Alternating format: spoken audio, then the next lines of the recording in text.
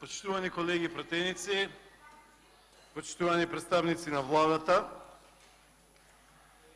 имаме пред себе една важна точка која што се однесува за стабилноста, безбедноста на цела Македонија, но исто така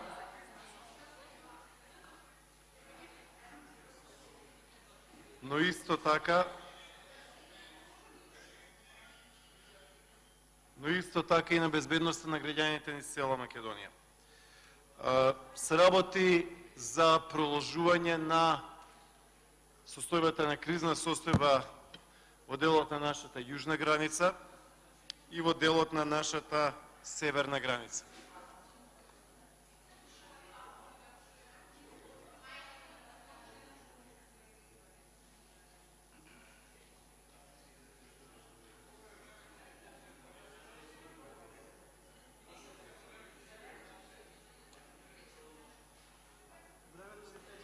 Нека тече.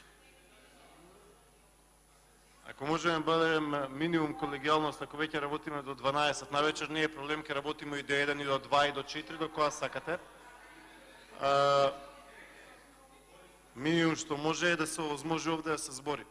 Но ако нема расположение за тоа, ке тераме и така, не е проблем. Значи, имаме важна точка на дневен ред, почитувани колеги пратеници, која што се однесува на безбедноста на граѓаните, која што се однесува на безбедноста на државата и цела низа на општини. Колешке Туфекџич, би ве замолил, ако може, ако имате разговор, гледам веќе 2 минути ве толерирам, ако може колешке Туфекџич да се изназборите надвор. Гледам дека 2 недели не се јавувате за збор, па би ве замолил, ако може малце поколегијално да бидете.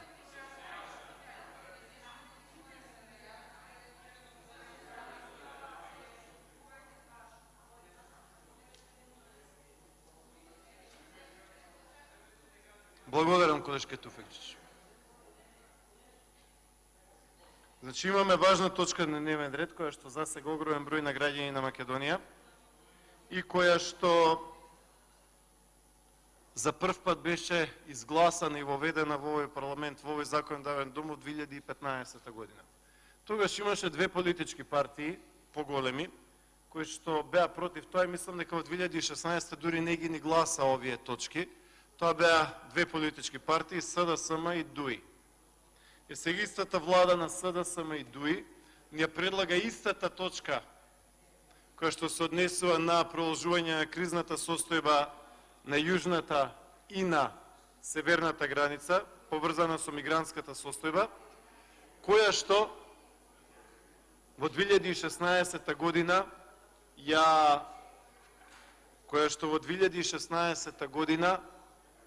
ја одбива, не ја гласа, се спротивставува. Јас би имал неколку прашања до министерот за внатрешни работи, Оливер Спасовски, а кои што се однесуваат на мигрантската криза. Министер Спасовски, има неколку земји кои што вие во вашето воведно обраќање ги издвоивте. Тие земји се Пакистан, тоа е Бангладеш и тоа е Мароко. Карактеристично за овие сите 3 земји е дека во нив нема воен конфликт. Ако веќе во нив нема воен конфликт, би сакал да ве прашам и да ве замолам за одговор, која е причината поради која што имаме голем број на луѓе мигранти кои што се пресретнати, кои што се задржани во Македонија, а кои што доаѓаат од овие 3 земји. Значи, уште еднаш вие рековте тука ги издвоивте Пакистан, Бангладеш и Мароко. Тоа значи дека имаме и промена во структурата на луѓето кои што доаѓаат, а кои што се директно засегнати од оваа мигрантска криза. Би сакал да ве прашам исто така на кој начин, како се справуваат и другите земји од западно-балканската рута. Вие спомнавте дека Грција ги прифаќа оние мигранти кои што нашите служби, нашите институции, нашата полиција или гранична полиција sejedno или армијата на Република Македонија, незините припадници, ќе ги пресретнат и задржат.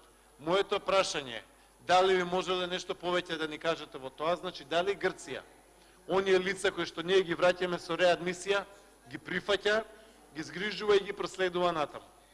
Затоа што имаше гласини, имаше интерпретации, имаше кажувања дека дел од тие луѓе, особено оние кои што се без документација, не се прифаќаат. Значи, во тој дел би замолил, ако може, за одговор, кој е пристапот на Грција и дали ги прифаќаат овие емигранти. Би ве замолил исто така и за одговор. Знаеме сите дека главниот правец на движење на овие емигранти е по долината на реката Вардар, односно во делот на Гевгелија. Мене ме интересира како е справувањето со овој мигрантски бран во делот на Дојран и како е во делот на Битола, затоа што има одредени гласини дека оној дел помеѓу Лерин и Битола, во низинскиот дел, не зборувам тука за планините, не зборувам за Ниџе, за Кемакчалан, за тој дел кој што е тешко пристапен, но како се справуваат пограничните служби таму. Значи, дали имаме појава на мигранти во делот на границата помеѓу Битола и Лерин.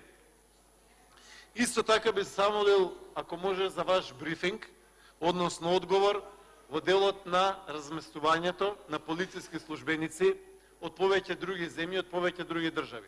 Значи, знаеме дека Македонија има билатерална соработка со поголем број на земји и дека тука во Македонија веќе 4 години поред имаме припадници од полициските служби на Србија, на Хрватска, Словенија, Австрија, Унгарија, Чешка, Словачка, мислам дека беше исто така и Полска, не ме држете збор, но мислам дека имаат роен број на луѓе тука.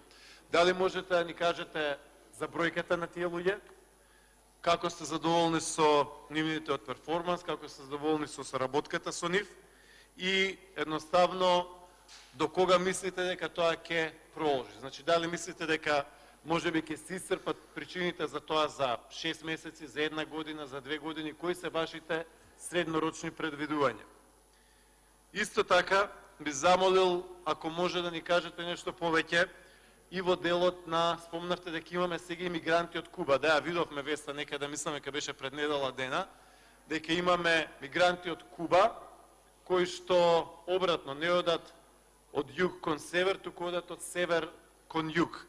Дали може да ни кажете повеќе зборови за структурата на тие мигранти и дали очекувате, министер Спасовски, поголем број на луѓе кои што ќе доаѓаат од Куба? Која е бројката за која што зборуваме? Значи, видовме пред некој ден вест дека има одреден број на луѓе кои што доаѓаат од Куба. За кои бројки станува збор? Исто така, би сакал да ве замолам да ни кажете кои се вашите очекувања, дали можеме да очекуваме, например, во овој дел на Јадранската рута, на западно-балканската рута, дали можеме да очекуваме евентуално затворање на некои од границите, што ќе донесе до тоа да имаме поголем притисок врз Македонија. Значи, знаеме и гледаме дека овие денови, еве Црна Гора, конкретно упати армијата на границата, до сега таму беше нивната гранична полиција, но донесаа посебни мерки и сега ќе биде таму и границата. Дали можеби, доколку се случи, ако Црна Гора по-робусно ја контролира границата, мислам дека не може апсолутно да ја затвори поради теренот кој што ги има таму и во делот на Улцинј, и во делот помеѓу Тузи и Подгорица, и во делот на Скадарското езеро, исто така и оној северниот дел.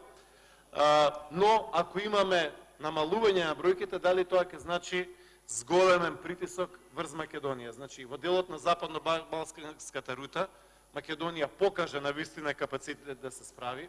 Имавме хуманитарен пристап, имавме пристап на хуманост во кој што им помогнавме на огромен број на луѓе, но прашањето е дали можеби ќе имаме повторување на оно што гледавме 2015 и 2016.